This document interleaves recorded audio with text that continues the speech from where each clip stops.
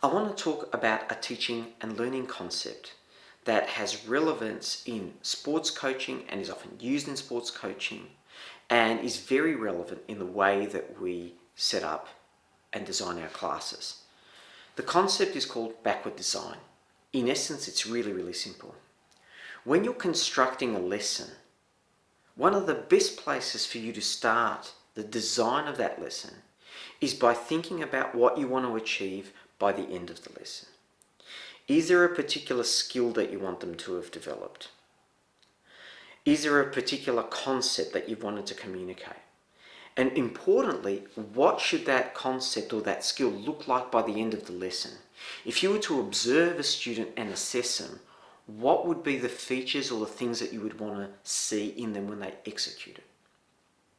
Having established that as the endpoint, you then work backwards in designing the lesson. That's why it's called backward design.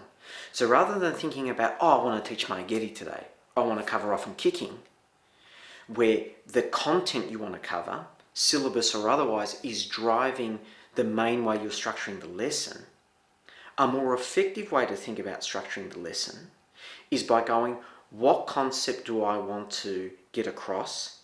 What's the main theme? And what should I be looking for in those students if I teach it in the way it's intended? Then what that helps you to do is it helps narrow your focus about the kinds of drills you want to be doing that get students to demonstrate the kind of skill you want or concept you want by the end of the lesson. So for example, if you're working on something like Maigeri, the question is, well, okay, you want to work on Maigeri, but what is it about Maigeri or kicking in general that you want to get across in that particular lesson? Is it about stability in the balancing foot? Is it about the hiki-ashi? Is it about making sure you keep the hips in the position where you want them kept?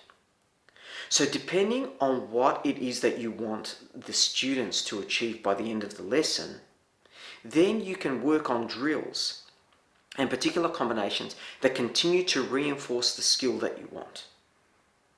So for example, if it comes to the footwork and wanting to stay balanced and you're not wanting to see any movement or the heel coming up or the toes lifting up, then what kind of drills would you put in place as part of your lesson plan that would make sure that by the end of the lesson, the students have more stable footwork when they're kicking?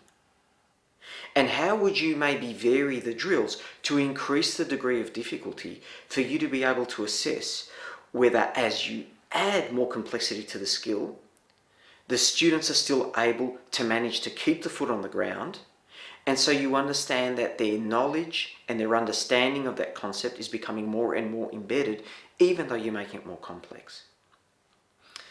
The concept of backward design is something that's used a lot in various forms of education, and you get really good outcomes by just focusing what is your end goal and designing the lesson to achieve that end goal.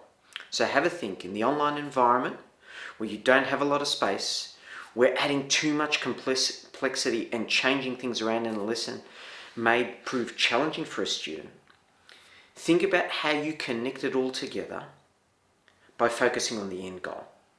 What do you want to see as evidence in skill development, and what becomes the focus for the lesson by the time you have concluded that particular lesson?